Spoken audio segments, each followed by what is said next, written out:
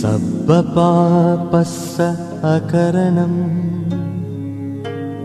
कुशलस्स उपसम्पदा सचित्त पर्योदपनम् एतं बुद्धानं शासनम्।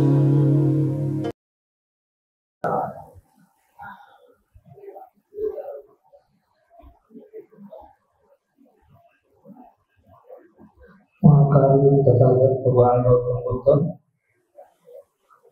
तथागतांचे सद्ब्रह्म तथागतांचे श्रावक सिंह हे मंत्रीवर्ग विश्वरत्न परमपूज्य बोधिसत्व डॉक्टर आंबेडकर यांना मंत्रीवर्ग उपस्थित उपासक उपासिका बांधवांनी सर्वांना मंगलमंगल।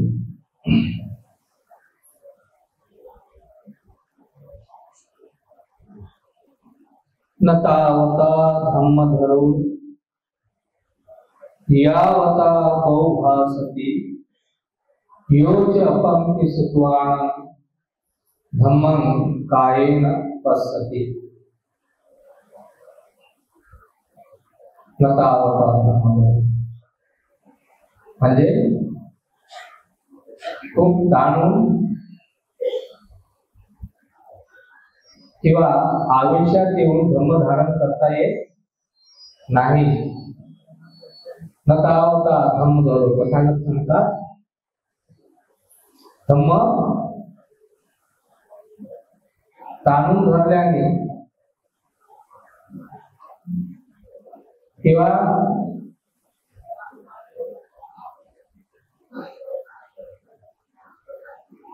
खूप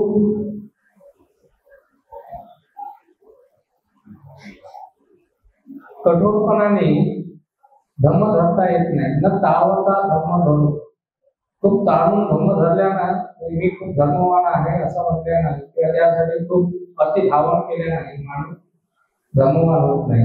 न तावता धरो यावता बहुभासति खूप जास्त बोलल्याने सुद्धा मनुष्य धर्मवान होत नाही।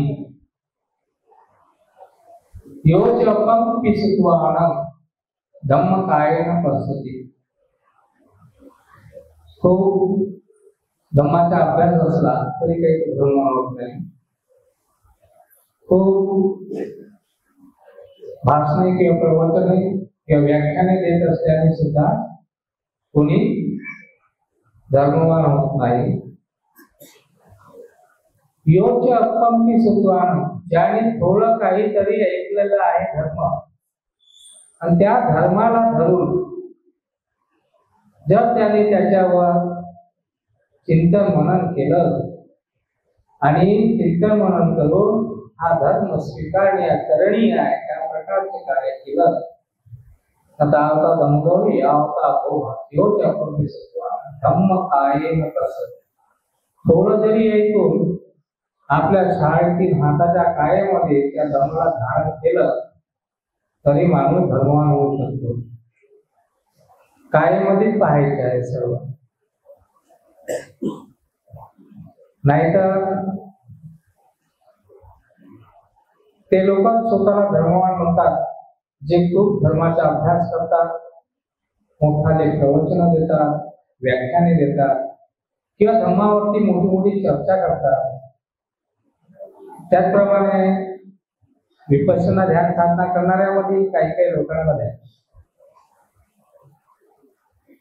म्हणतात की आमची एवढी शिबिर झाली आहे, 90 दिवसाचे झाले आहे, कोणी म्हणते 60 दिवसाचे झाले आहे, एवढे कोणी म्हणते 30 दिवसाचे झाले आहे, कोणी म्हणते 20 दिवसाचे झाले आहे, कोणी म्हणते 10 दिवसाचे एवढे शिबिर झालेले आहेत, एवढे 7 दिवसाचे सतीपठाण झालेले आहेत। अशा प्रकारे इथलं शिबिर असं होतं, तिथलं शिबिर तसं होतं। या प्रकारे धम्म काय, धम्म फक्त आपल्या आतमध्ये आत्मसात करता येते, धम्म शब्दामध्ये मांडता येत नाही। आपले अनुभव दुसऱ्यांना शेअर करून सांगता येत नाही आणि सांगितले तर त्याला कोणी अनुभव करू शकत नाही। म्हणून माणसाने भगवान बुद्धांनी जसं सांगितलं आहे सतीपठाण सूत्रामध्ये की मनाला एकाग्र करून सर्वप्रथम मनाला एकाग्र करता आलं पाहिजे. कोणती गोष्ट आपल्याला चांगल्या प्रकारे समजून घेणे आहे, जाणून घेणे आहे, तर मनाला एकाग्र सर्वप्रथम मनाला एकाग्र करण्याची कला शिकली पाहिजे, विद्या शिकली पाहिजे. तर आपण शिबिर मध्ये जातो तर सर्वप्रथम आपल्याला काय शिकवतात? मनाला एकाग्र करण्यासाठी एक आलंबन देतात. आलंबन देतात त्याला आनापानाचं आलंबन देतात, है ना. हस्स सती व अपस्स सती, है ना. कसा येतोय कसा जातो हा श्वास, तर त्याला काय कारण आहे?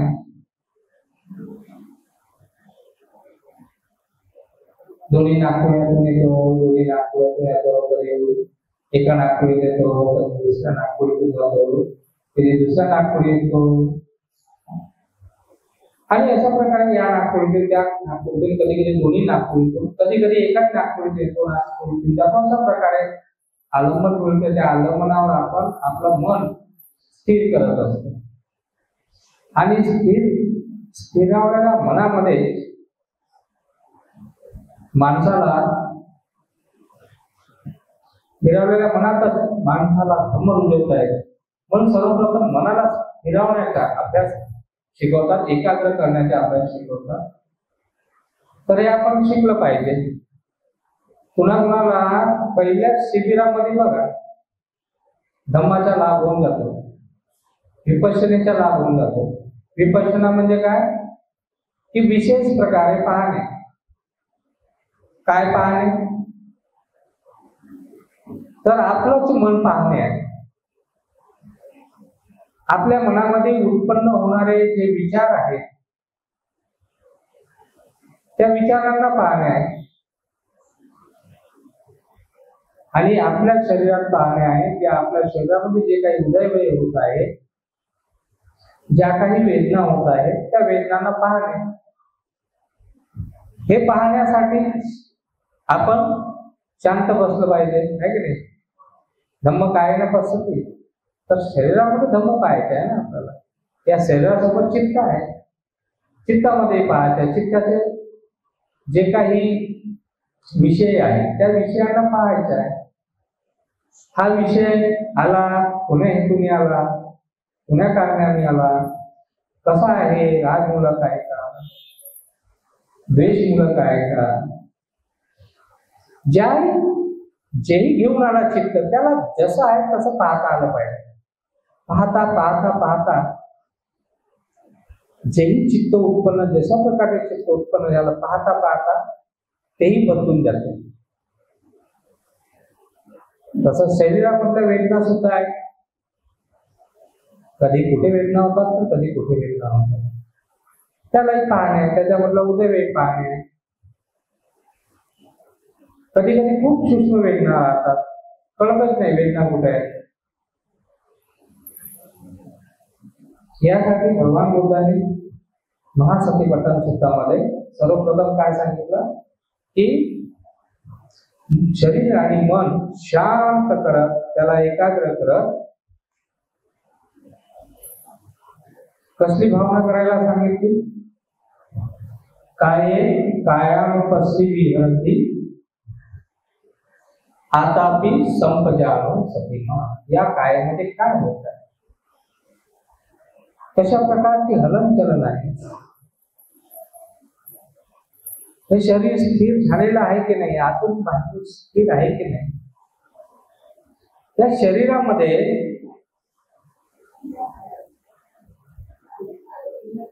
जे जे आहे ते पाहणे.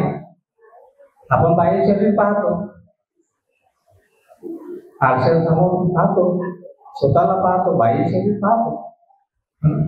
आपल्या आतमधल्या शरीराला सर्व पाहता येत नाही. तर मग या शरीराला कसं पाहता, कसं पाहायचं? या शरीरामध्ये वेदना वेदना वेदना उपस्थित विरती, वेदना वेदना जानत जानत वेदना विरती, वेदनांचा स्वभाव पाहणे, वेदनांचे ज्या वेदना उत्पन्न होत्या त्या वेदना कशा आहेत ते जाणणे, घनीभूत आहेत का, सूक्ष्म आहेत का, जशा आहेत तशा जाणणे. आणि या वेदनांना जाणता जाणता या शरीराच्या मुळे वेदना होतात आणि वेदनेचा परिणाम चित्तावर होत असतो. चित्ते चित्तां पश्यति. मग हे चित्त ज्या प्रकारे जाणते की चांगलं असेल तर पाहिजे, दुखत असेल सुखत असेल तर पाहिजे, दुखत असेल तर नाही पाहिजे, नकोसं आहे, नकोसं आहे. आणि कधी कधी हे चित्त बेहोशी मध्ये राहत, काय होत आहे काहीच माहित राहत नाही. कधी सुखद किंवा दुःखद मोहमुळी कधी कधी हे चित्त येत असतं, त्याला मोहमुळी चित्त असं म्हणतात. आणि या चित्तामध्ये मग जे काही विषय येतात, कधी कधी या चित्तामध्ये जे काही विषय येतात त्या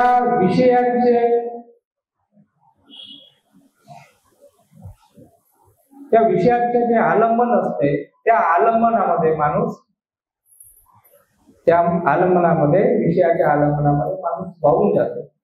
कधी भूतकाळातल्या तर कधी भविष्य काळात. वर्तमानामध्ये सजगता राहत नाही, तर वर्तमानामध्ये सजगता असली पाहिजे. क्षण प्रतिक्षण आतापि संपद्यान सतीमान. प्रत्येक क्षणात प्रत्येक क्षणोक्षणी जे जे होत आहे, जसं जसं होत आहे संप्रज्ञान पाहिलं पाहिजे. संप्रज्ञान म्हणजे सती संप्रज्ञान. आतापि ध्यान करत आहोत, ध्यान करत जे जसं आहे त्याला तसं जाणलं पाहिजे आणि सजग राहून जाणलं पाहिजे. तर चित्ते चित्तानुपश्यन विहरती, अशा प्रकारे तो विहार असतो. आता इथे कुणाला काही सांगायची गरज असते का? त्यावेळेस तू ध्यान करत असते की माझ्या शरीरामध्ये अशा वेदना होत आहे, माझे शरीर असं आहे, अशा महाभूतांनी बनलेलं आहे, या शरीराच्या आतमध्ये 32 प्रकारच्या गंधग्या आहेत, किंवा कुठल्या ना कुठल्या कारणाने या शरीराला वेदना होत आहे. त्या वेदना सुखद आहेत, दुःखद आहेत, कशा आहेत, आवडणारे आहेत, नाही आवडणारे आहेत, कुणाला स्वतः चिंतन आणि मुली चित्त जाणत राहते हे असं आहे, ते करत राहते. प्रतिक्रिया चांगलं असेल तर पाहिजे, मनासारखा संवेदना असेल, सुख संवेदना असेल अधिक पाहिजे, दुखत असतील नको साहेब नको व्हावं, लवकर संपून द्यावं या वेदना, पुन्हा सुखद वेदना यावं. कधी कधी होतच राहत नाही, बेहोशीच राहत नाही. काय होत आहे शरीरात चित्तामध्ये? बेहोशी मग मोठे म्हणजे ते सर्व गोष्टींना आता मी संपदा असते. चांगल्या प्रकारे सजग राहून जाणलं पाहिजे. आणि मग जेवता आहे धम्मे धम्मान पक्षी विहरती. जे विचार आहेत कुशल आहेत अकुशल आहेत.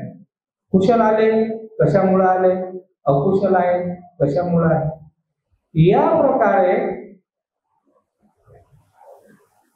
संप्रज्ञानात राहून, सतीत राहून, सजगतेत राहून, सावधानतेत राहून हे विषय पाहिले पाहिजे. अशा प्रकारे बुद्ध म्हणतात, अशा प्रकारे जर तुम्ही पाहाल आणि त्यामधला जो अनित्य जो स्वभाव आहे, सर्व बदलणारा आहे, ते 40 स्कंदातले जे स्वभाव आहेत ते बदलणारे आहेत.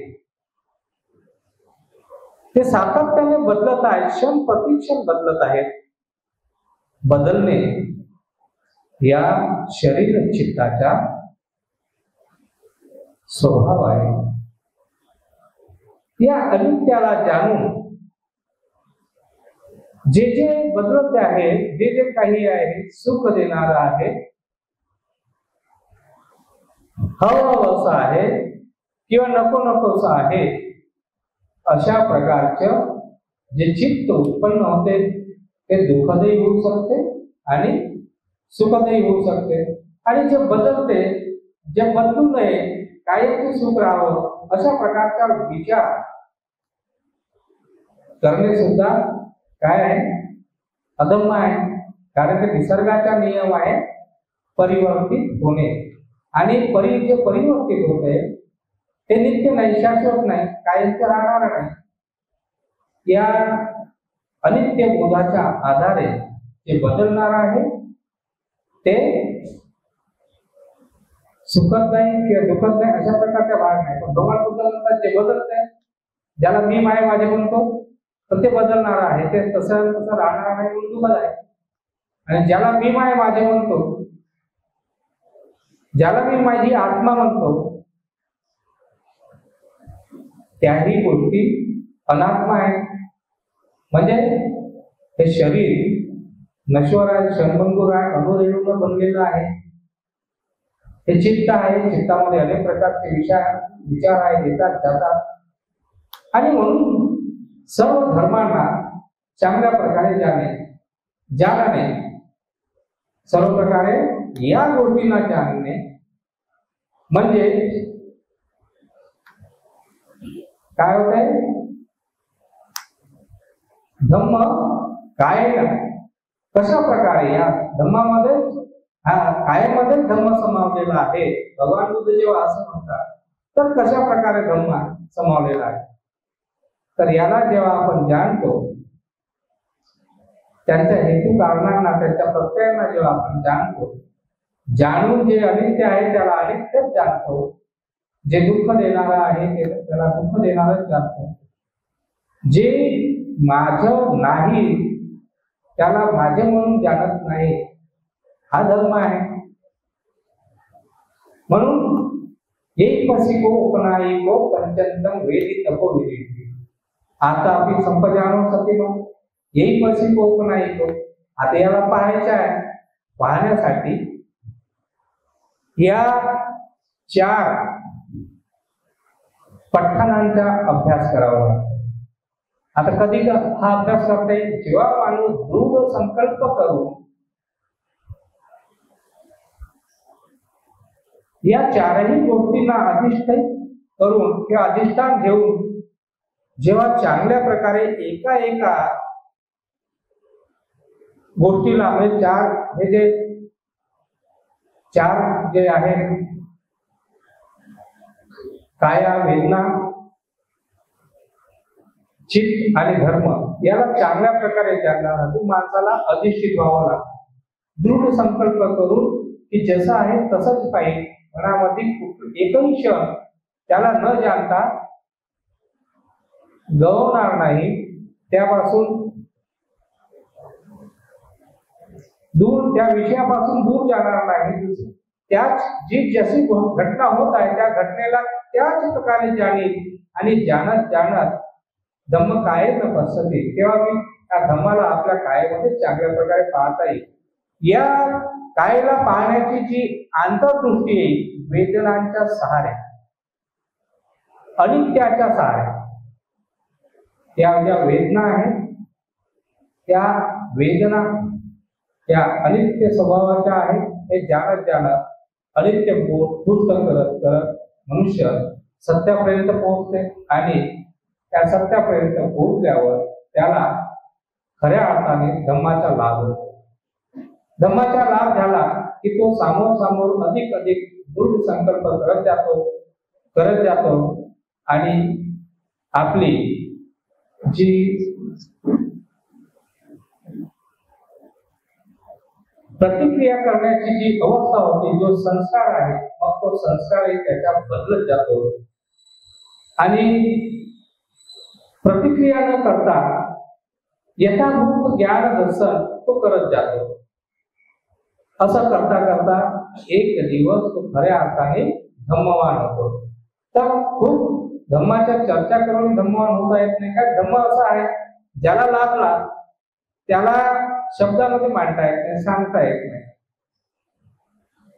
गोविंदा गुरुजी तिथे विपश्यनेला जेव्हा जावं तर ते काय म्हणतात, ज्याला धम्म घडला ना त्याला सांगता येत नाही, शब्दात मांडता येत नाही. म्हणजे गूंगे के जवाब पे अगर रसगुल्ला दिए जाए तो उसका आनंद तो लेता है, मैं बता नहीं सकता. तशाच प्रकारे धम्म आहे, त्याचा आंतरिक आनंद घेता येते, त्याच्या आंतरिक सुख घेता येते, सांगता येत नाही, शब्दात मांडता येत नाही.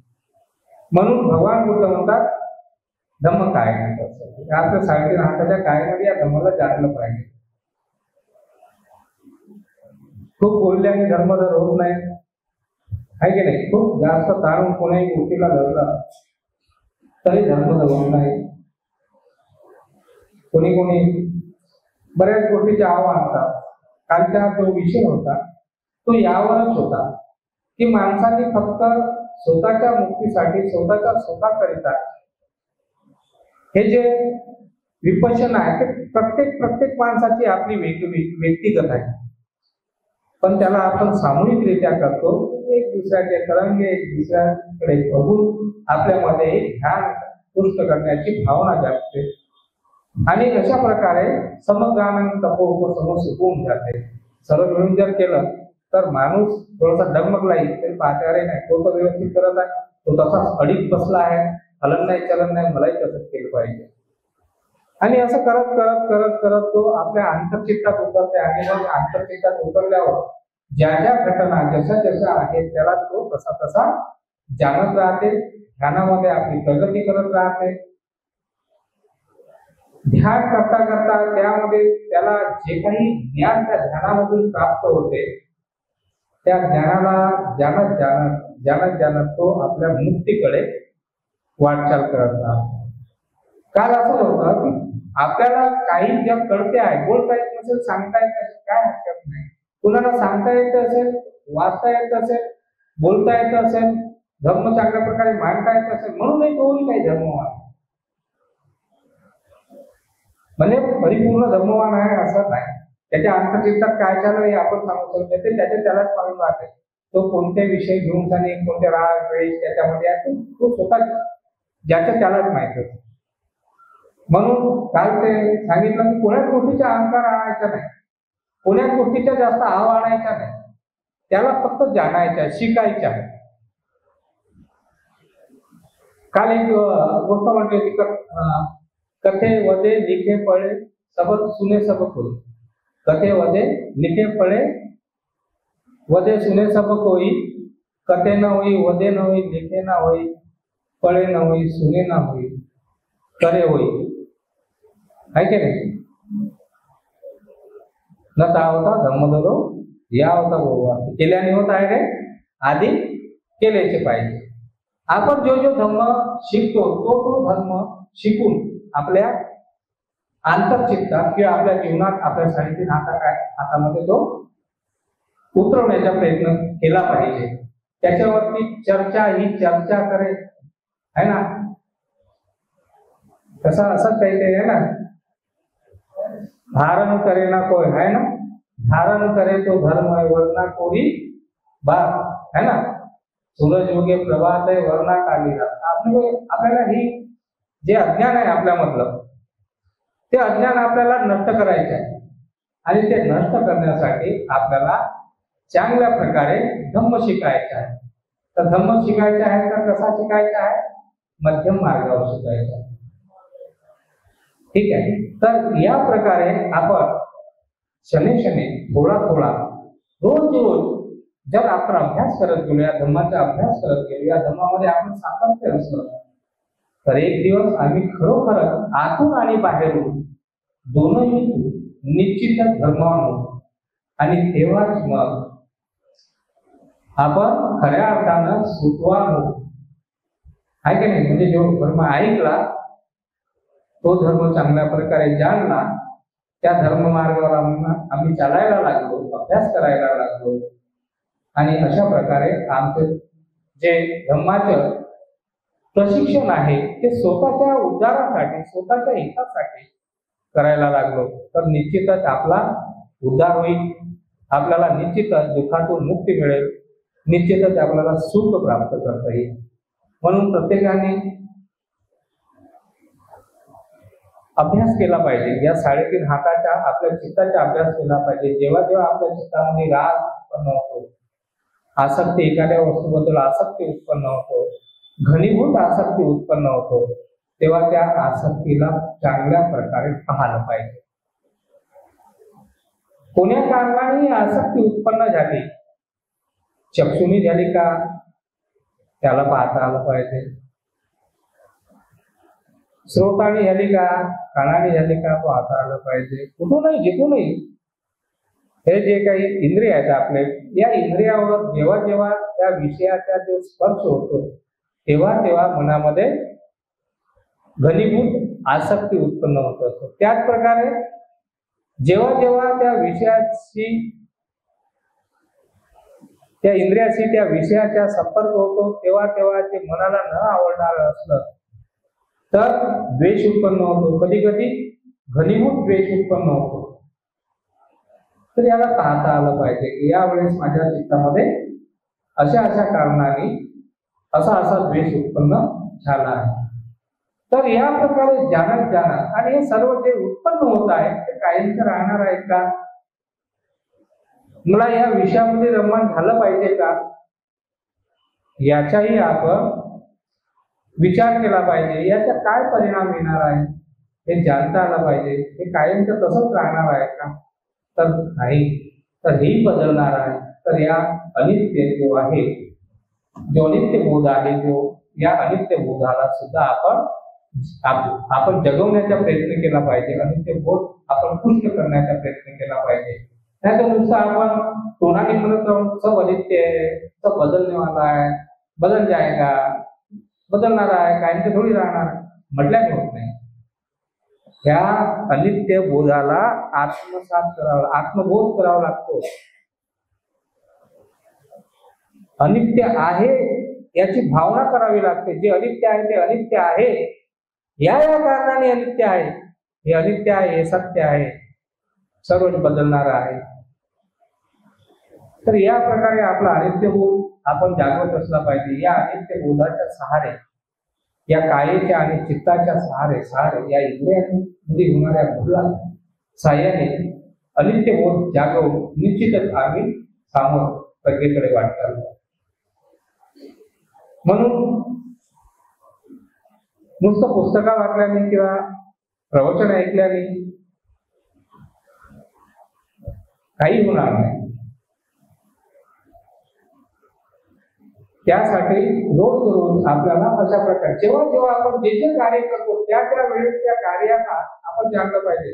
हे कार्य असं होत आहे, अशासाठी होत आहे, या कार्यापासून अशी कार्य एखादं कर्म उत्पन्न होणार आहे. तर या प्रकारे हळूहळू हळूहळू तुम्हाला हे कार्यकारण भावामध्ये सुद्धा उतरता येईल. कार्यकारण भावामध्ये उतरल्यावर जो काही कर्म आहे तो कर्म कुशल आहे का, अकुशल आहे का. मग कुशल असेल तर त्याला कशा प्रकारे थांबवायचं, त्याच्या प्रहार कशा प्रकारे करायचं, त्याला आत्मसात कसं करायचं. कुशल असेल तर त्याला आत्मसात कसं करायचं, कुशल असेल तर त्याला कसं वाढवायचं, कशी त्याची रक्षा करायची. या प्रकारचं हळूहळू आपल्याला म्हणजे आपले अंतःचक्षु खुलायला लागतात. हळूहळू आपल्यामध्ये या प्रकारच्या प्रज्ञा, या प्रकारचे ज्ञान यायला लागते. आणि या ज्ञानाच्या प्रकाशामध्ये तर आपल्याला भावी जीवनाचं जे सुख आहे, जे दुःख होतं त्याला दुःखाला थांबवून सुखाला प्राप्त करण्यासाठी मार्ग मोकळा होतो. आणि अशा प्रकारे या धम्माला सातत्याने आपल्या जीवनामध्ये उतरवण्याचा प्रयत्न केला पाहिजे. जिथूनही जो काही विषय उत्पन्न होते तिथून आपण धर्म शिकण्याचा प्रयत्न केला पाहिजे. प्रत्येक विषयामध्ये धर्म आहे. 2 प्रकारचे धर्म आहेत, कुशल धर्म आहे, अकुशल धर्म आहे. तर कुशल धर्म हिताचा आहे, सुखाचा आहे. अकुशल जो धर्म आहे तो सध्या तरी आसक्तीमुळे किंवा लोभामुळे तुम्हाला आनंदी वाटत असेल, पण भविष्यामध्ये तो दुःख देणारा आहे. मग हा दुःखाचा परिणाम हा अशा सुखामधूनही दुःखाचा परिणाम होत असतो. तर जे अकुशल आहे असं क्षणिक सुख भोगण्यापासून माणसाने थांबलं पाहिजे. कायमचे सुख प्राप्त करण्यासाठी प्रयत्न केला पाहिजे. म्हणून माणसाने जे आपल्यामध्ये पूर्वग्रसित जे काही आपले संस्कार आहेत, आपले कर्म आहेत, ते थांबवण्याचा प्रयत्न केला पाहिजे. अकुशला थांबवलं पाहिजे. तर अकुशल काय आहे? पाचही शीलाचे उल्लंघन करणे. जे आपण रोज शील घेतो त्या पाचही शीलाचे उल्लंघन करणे म्हणजे ते अकुशल कर्म आहे. आणि पाचही शील आपल्या जीवनामध्ये धारण करणे आणि सामोर प्रज्ञेचा अभ्यास करणे हे कुशल आहे. तर या कुशल चित्ताची सुद्धा उत्पन्न झाल्यावर याला वाढवून याची रक्षा करता आली पाहिजे. त्याच्यासाठी सजगता असली पाहिजे. सजगता असली पाहिजे. आतापि संपजानो सतीमा. जेव्हा अशा प्रकारच्या तुम्ही सातत्य तुमच्यामध्ये राहील तर एक दिवस समूळ अकुशलाचा नाश होऊन कुशल धर्म उत्पन्न होतील. अकुशल धर्म नष्ट होतील आणि यामधून जे परम सुख आहे, सदधम्म आहे, जे खरं सुख आहे, जे सुख नष्ट होणार नाही, या सुखाची तुम्हाला निश्चितच एक ना एक दिवस प्राप्ती होईल. आता असं म्हटल्यानं असं होत नाही. प्रवचनामध्ये आपण बोलतो तुम्ही एकदा ऐकायला सांगा, करायला नाही भारी आहे की नाही. कारण माणसाची ही जी स्मृती आहे ना, स्मृतीमध्ये राहता येतो. स्मृती नष्ट होत राहते, विमुळीत होत राहते, बेहोशीत चालला जाते आणि आपण असं बरंच आयुष्य बेहोशीमध्ये जगतो. आपल्याला या बेहोशीतून बाहेर निघायचं आहे, या अज्ञानातून बाहेर निघायचं आहे. आपल्याला होशमध्ये यायचं आहे, स्वतःला जाणायचं आहे. स्वतःचे जीवन सुखी आणि सफल करण्यासाठी माणसाला धम्माची नितांत गरज आहे. तर माणसामध्ये दोन प्रकारचे धर्म असतात, कुशल आणि अकुशल. अकुशला नष्ट करून कुशल धर्म उत्पन्न करून त्या धर्माला सतधर्मामध्ये परिवर्तित करायचे. बाबासाहेबांनी सांगितलं आहे इथे आपल्याला कुशल आणि अकुशल दोन धर्म द्या. बाबासाहेबांनी सांगितलं सतधर्म. सतधर्म कसं सांगितलं? शिलामध्ये प्रतिष्ठित झालं पाहिजे. माणसाला शिलाची नितांत गरज आहे. मग बाबासाहेब समोर हेही म्हणतात की माणसाला फक्त शिलाने काही होणार नाही, तर या शिलाला प्रज्ञेची साथ लागली पाहिजे. कशाची? प्रज्ञेची आहे ना. तर प्रज्ञेची जर याला जोड दिली तर तो व्यक्ती कोणाकडे वाटचाल करतो? सतधम्माकडे. म्हणजे अधम्मातून धम्मात आणि धम्मातून सतधम्मात. म्हणून शील आणि प्रज्ञा याचा अभ्यास करत करत माणसाने हे जीवन मैत्रीयुक्त चित्ताने जगलं पाहिजे. मैत्री स्वतःवर केली पाहिजे. मैत्री सर्वप्रथम स्वतःवर केली पाहिजे. स्वतःवर केली पाहिजे म्हणल्यानं माझे चित्त मैत्रीयुक्त हो, मी मैत्रीने आपलं हो, माझ्या मनामध्ये सदैव मैत्रीचा कशा प्रकारचे देश दुर्भावना न जागो असं म्हणलं होणार नाही. तर याचाही अभ्यास करावा लागेल. मैत्रीचा सुद्धा आपल्याला अभ्यास करावा लागेल. नाही मैत्री चित्ताने जेव्हा आपण अभ्यास करतो स्वतःवर मैत्री करून, नाही मी माझ्यावर मैत्री करतो, हे माझे भलं करायचे आहे, माझं हे जीवन सफल करायचं आहे, माझ्या शरीर आणि मनाला सुख द्यायचे आहे, तर तो आपल्यावर मैत्रीयुक्त चित्ताने या सर्व गोष्टी त्या भाविक करण्याचा तो सातत्याने प्रयत्न करत राहतो.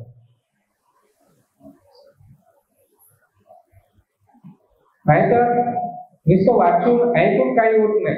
खूप ज्ञान असलं तरी काही होत नाही, खूप शास्त्र वाचले तरी काही होत नाही, खूप विपश्यना ध्यान साधना केली, चालू केली तरी काही होत नाही. सजगतेने करता आलं पाहिजे. ते शिकलं पाहिजे. ते शिकण्यासाठी माणसाने रोज रोज रोज रोज त्याच्या सातत्याने अभ्यास केला पाहिजे. विपश्यना तुम्ही जेव्हा ज्यांनी गेले असेल विपश्यना तुम्ही ज्याला गोविंद गुरुजी एक छोटीशी कहाणी सांगतात. काय? एक छोटीशी कहाणी सांगतात की सर्व गोष्टीचं ज्ञान असलं आणि स्वतःचा उद्धार करण्याचं ज्ञान नसलं तर जीवन कसं आहे? व्यर्थ आहे ना. हा, तर आपलं हे जीवन भेटलेलं आहे, महान श्रेष्ठ असं मानव जन्म आपल्याला भेटलाय, व्यर्थ गेला पाहिजे का? गुरुजी खूप सुंदर एक गोष्ट सांगतात. एका जहाजामध्ये एक खूप विद्वान शास्त्रांचा प्रोफेसर आणि खूप अभ्यासू, त्याच्याकडे खूप सारा पुस्तकाचा साठा असते. तो रात्रंदिवस त्या जहाजामध्ये समुद्रामध्ये प्रवास करत राहते. तिथे त्या जहाजावर एक खलासी सुद्धा राहते. तो खलासी म्हणजे सेवा करणारा, कोणाला काय लागलं वगैरे तर तो नेहमी त्या कंपार्टमेंट राहते त्या जहाजामध्ये, त्या कंपार्टमेंटमध्ये तो राहते. प्रोफेसर, तो शास्त्रज्ञ जी राहते म्हणा, त्याला अनेक गोष्टीचं ज्ञान असते. एक दिवस तो खलासी येते, तो म्हणते तू म्हातारा ह्याला दिसते, हा, तर तू इथे काम करते, तर तुला लॉजिक विचारते त्याला, शास्त्र हे शास्त्राचा अभ्यास आहे का, त्या शास्त्राचा अभ्यास आहे का, हा, तू ओसोलॉजी शिकला का म्हणतो, तुला ओसोलॉजी माहित आहे? तो म्हणते मी काही शिकलो नाही, मला काय माहित नाही. हे काय होते म्हणतो? तो म्हणते तुला ओसोलॉजी नाही माहित आहे? समुद्रात राहतात, सारं जीवन समुद्रामध्ये चाललं आणि त्याचा तुला अभ्यास नाही. तो म्हणते नाही जी, अनपढ गवार आहे मी, हा, मी कधी ऐकलं नाही, मला याचे काही ज्ञानही नाही. तो काय म्हणते एक पाव जीवन तर तुला असंच बरबाद करून टाकलं म्हणते, हा, व्यर्थ जीवन, एक पाव जीवन वर व्यर्थच केलं, 3-4 तास वेगळं असाच गेला. पुन्हा एक दिवस असा त्याच्या खोलीमध्ये जाते, हा वाचत राहते. त्याला विचारते, अरे बाबा तुला ते मेटरीलॉजी ऐकलाय का? म्हणजे काय पाहिजे? मी तर कधी ऐकलं नाही बाबा म्हणे, अनपढ गवार हे काय असतं म्हणे आता? अरे ते म्हणे तू हे हवा पाणी जे तू घेते का, हे ऊन वारा जे सोसते, याची एक शास्त्र आहे म्हणे, याची एक शास्त्र आहे म्हणे, तुला त्याचं माहित नाही म्हणे. हा, ज्या गोष्टी तुझ्या जीवनामध्ये घडत राहतात त्याचंही तुला ज्ञान नाही म्हणे. नाही, त्याचे ज्ञान नाही म्हणे. आपलं जीवन तर असंच बरबाद झालं, आता आयुष्य असंच व्यक्त केलं. त्याला वाटतं हो समोरचा व्यक्ती खूप विद्वान आहे, हा, त्याच्याकडे एवढं मोठं ज्ञान आहे, एवढं मोठं पुस्तक वाचत राहते, बऱ्याचशा गोष्टी विद्वत्तेच्या सांगत राहत. खरंच आपला अर्ध आयुष्य असं जीवन बरबाद झालं असं त्याला वाटतं. तर अशा प्रकारे त्याला लॉजिक शिकवत शिकवत पुन्हा एकदा येते. अशाच प्रकारे एक लॉजिक सांगते. जिओलॉजी शिकला का म्हणते, आता हे काय लावलं जिओलॉजीला, जिओलॉजी नाही माहिती म्हणते, तुला भौतिकशास्त्र असतं म्हणते, या भूगर्भ म्हणजे जे काय आहे त्याच्यात सर्व त्याच्यात ज्ञान असते म्हणते, ज्या जमिनीवर राहतं त्याचं तुला ज्ञान नाही म्हणते. हा, 3 भाग जिवंत ठेवलं असं व्यक्त केलं म्हणते. त्या लेखाच्या काही उदास होतं बिचारा. हा, खरंच एवढा मोठा शास्त्रज्ञ, एवढा मोठा प्रोफेशन आम्ही ऐकतोय, ज्याच्यावर फलाना माणूस विद्वान आहे, असं शास्त्रामध्ये तो कमी नाही.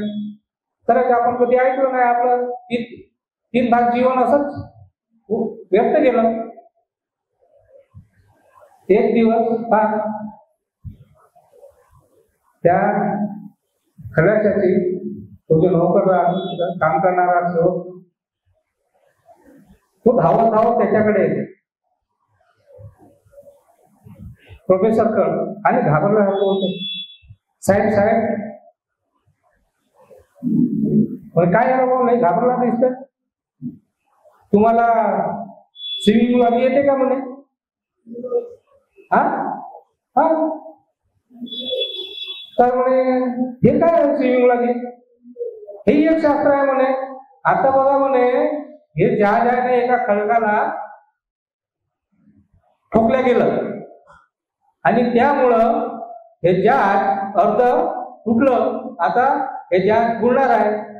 समोर बघा म्हणे इथून खूप लांब तिथे हे दिसते म्हणे दीप, ज्यांना पोहता येते हा तो आपला जीव वाचवू शकते, आणि ज्याला पोहता येत नाही तो मेला समजा म्हणे. तर तो तर म्हणते मला तर पोहता येत नाही, म्हणते तुझ्या तर सारं जीवनच बरबाद झालं. हा म्हणजे सर्व काही गोष्टीचे आपल्याला ज्ञान नाही हा, आणि आपलं जीवन आपण कसं जगायचं याचे जर आपल्याला ज्ञान नसलं तर आपलं संपूर्ण हे जीवन व्यर्थ जाईल की नाही.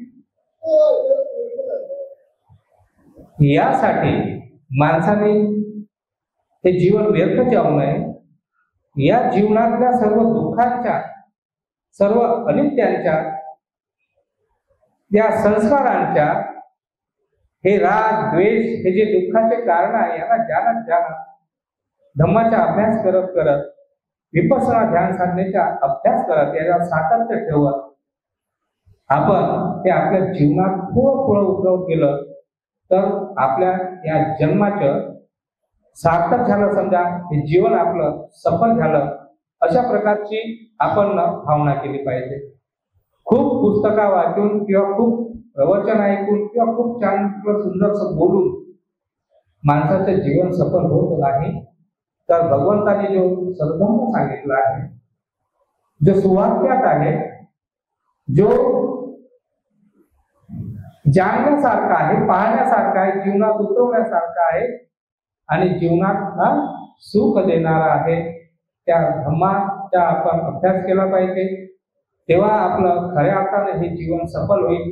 डॉक्टर बाबासाहेब आंबेडकरांनी आपल्याला जो हा बुद्ध धम्म दिला आहे, या धम्मामध्ये येऊन जर आम्ही या प्रकारचं आमच्या जीवनात आचार विचार जर आला नाही, या धर्मामध्ये आम्ही प्रतिष्ठित झालो नाही, तर बुद्ध धर्मापासून तर खूपच दूर. पण बाबासाहेबांमुळे आज आम्हाला जे चांगलं जीवन मिळत आहे, त्यांच्याबद्दल जर आमच्या मनात कृतज्ञता नसल्याचा भाव असेल आणि आपण बाबासाहेबांचे विचाराचे दोषी आहोत, आपण त्यांनी दिलेल्या धर्माचा आपण आत्मसात केलेला नाही, म्हणून आपण बाबासाहेबांचे खऱ्या अर्थानं काहीच नाही. तर आपल्याला खऱ्या अर्थानं बाबासाहेबांची पाहिजे असेल तर आपल्याला बुद्धाचा धम्म समजून घेतला पाहिजे आणि बाबासाहेबांप्रती आपली चांगली आदरांजली आपण वाहली पाहिजे. आणि भगवान तथागत सम्यक संबुद्धाचा हा जो धम्म आहे याचा आपल्या जीवनात उपयोग करून हे जीवन खरंच सफल केलं आहे, जीवनाचा लाभ झाला आहे, अशा प्रकारची कामना आपण केली पाहिजे. अशा प्रकारे आपल्या सर्वांच्या प्रती, आपल्या सर्वांना धर्माचा लाभ हो अशा प्रकारची कामना करत इथेच थांबतो. वेळ झालेला आहे, बाकीच्या विषय आपण उद्या घेऊ. भवतु सर्वमंगलम, भवतु सर्वमंगलम, भवतु सर्वमंगलम.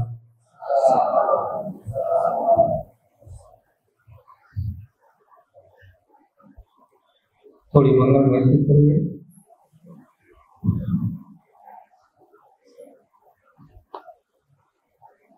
सबका मंगल, सबका मंगल, सबका मंगल होय रे. तेरा मंगल, तेरा मंगल, तेरा मंगल होय रे. सबका मंगल, सबका मंगल, सबका मंगल होय रे. दृश्य और अदृश्य सभी, दृश्य और अदृश्य सभी जीवों का मंगल होय रे. जल के थल के और गगन के, जल के थल के और गगन के, प्राणी सुखिया होए रे। निर्भय हो निर्वैर बने सब, निर्भय हो निर्वैर बने सभी, सभी निरामय होए रे। सभी निरामय होए रे। सबका मंगल, सबका मंगल, सबका मंगल होए रे। दूर हो दुर्भावना, द्वेष रहे सब दूर। सबके मन में बीज जगे, मंगल से भरपूर।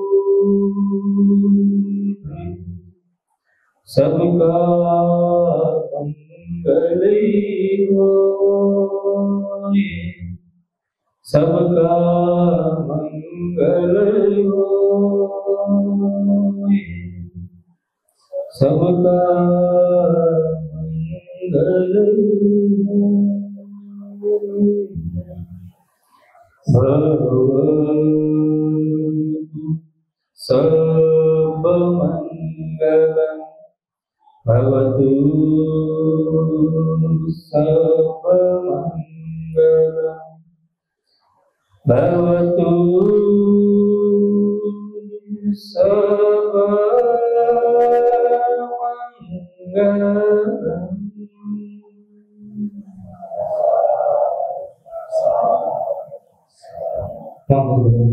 सुखी हो, सर्वांच मंगल हो, सर्वांच कल्याण हो, सर्वांची स्वस्थ मुक्ती हो, स्वस्थ मुक्ती हो, स्वस्थ मुक्ती हो।